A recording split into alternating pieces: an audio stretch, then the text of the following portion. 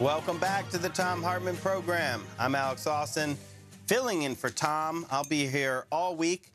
Thom is in Germany and Norway and under the Arctic, working on a documentary on the effects of climate change.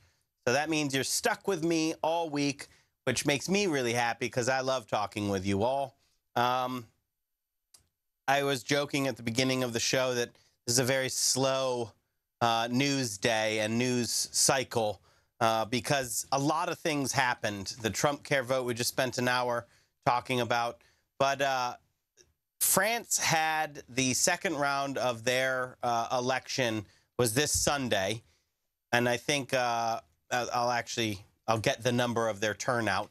But something we should think about in this country is how they have their election on a weekend, making it easier for people to vote.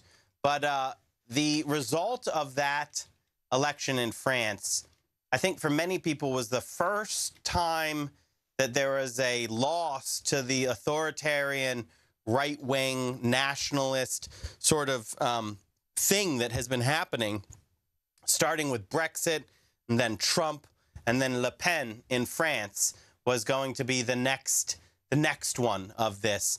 And there was even the, I have no intel on this, but the emails of the person who was running against the authoritarian right-wing candidate who was endorsed by Putin and Trump were released, very similar to what happened in the U.S. here. But Le Pen lost. And joining us by Skype right now to talk about that and what comes next in France is Cole Stangler, a journalist based in Paris. You can find him at Cole Stangler on Twitter and ColeStangler.com. Cole, thanks for joining us on the Thom Hartmann Program. Thanks so much for having me. So just kind of open-ended, what does the election, what does it look like from France? Well, I think, the first reaction that a lot of people here have is one of relief. People were fearing the worst. Like you mentioned, there was Brexit, there was Donald Trump. And you had Marine Le Pen, who is renewed the National Front, capturing new segments of the electorate that they hadn't had before, surging in popularity, was winning polls in the lead up to the election, in the first round of the election. And then she made it into the second round. So you kind of had this anxiety that was lingering that, was it possible for her to really pull this off? The polls showed that it was going to be very difficult for her against Emmanuel Macron. And eventually the results yesterday proved that. But I think the overall reaction here is one of relief. People were fearing the worst. So tell me, my read from here is that it was more that Le Pen lost than Macron won. That the takeaway is Le Pen loses, right? Macron was not, it didn't generate an enormous amount of excitement or anything, but was really a vehicle to serve a loss to Le Pen. You tell me if from over here my read is right. One of the big differences is that Le Pen did not actually get the sort of centrist right support that you saw in the case of Donald Trump.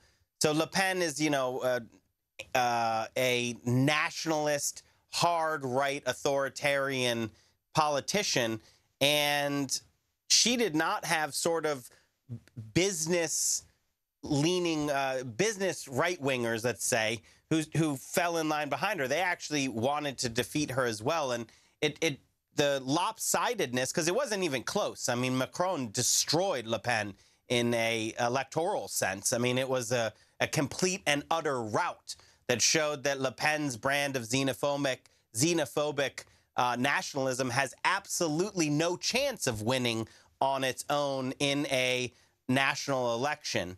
I gave you a lot to work with there, but the general sentiment that this was more of a Le Pen loss than a Macron winning. Yeah, I think there's a number of signs that point to just that. For one, even just the celebrations last night, people were sharing photos from Macron's celebration, which he had in the Louvre, outside of the Louvre last night, comparing that to what happened in 2012 when François Hollande defeated Nicolas Sarkozy, where you had people filling the streets, on the Champs-Elysees and out in the streets celebrating the defeat of Sarkozy and the victory of Hollande. We didn't really see that last night. It's one metric. Another thing I'd point to is looking at the exit polling. It's pretty stunning.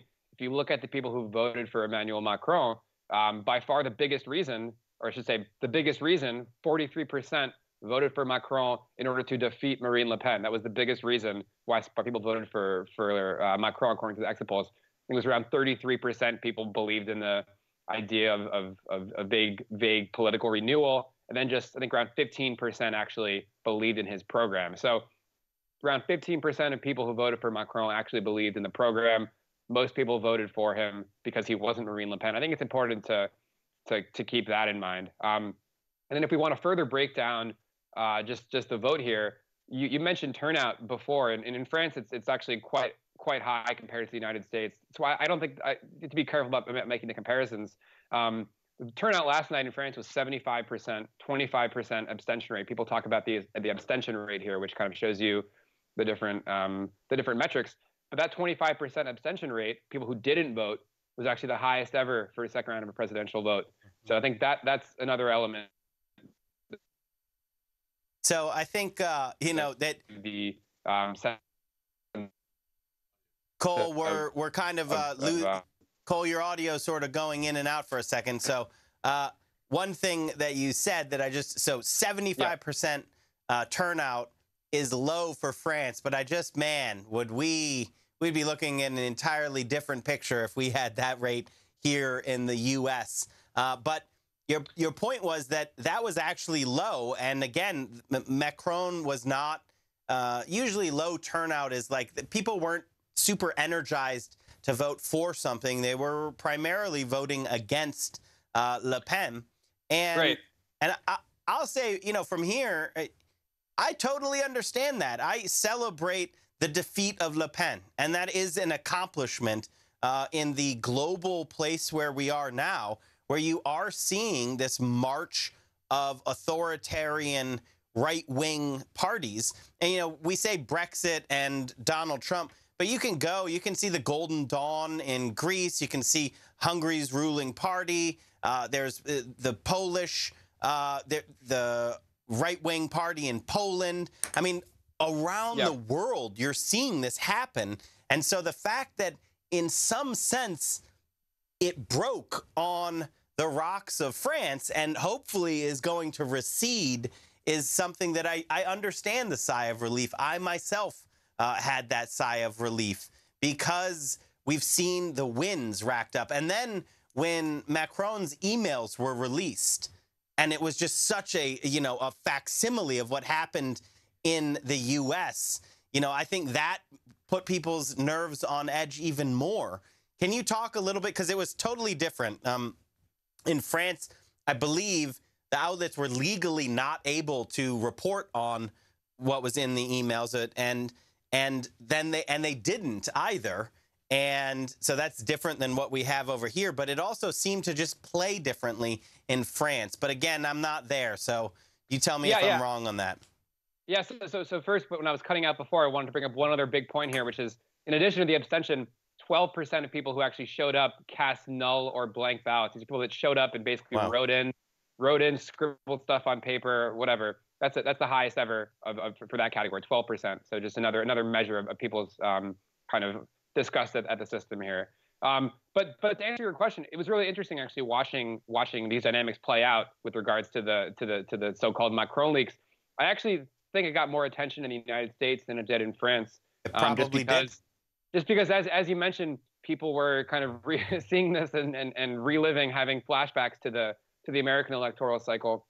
Whereas in France, there's this law that prohibits media from doing presidential campaign coverage in the run-up in the final hours before the election. So that the emails, the so-called leaks came out on Friday night. Saturday, the media is not allowed to cover the presidential race. Sunday, they're not supposed to during voting.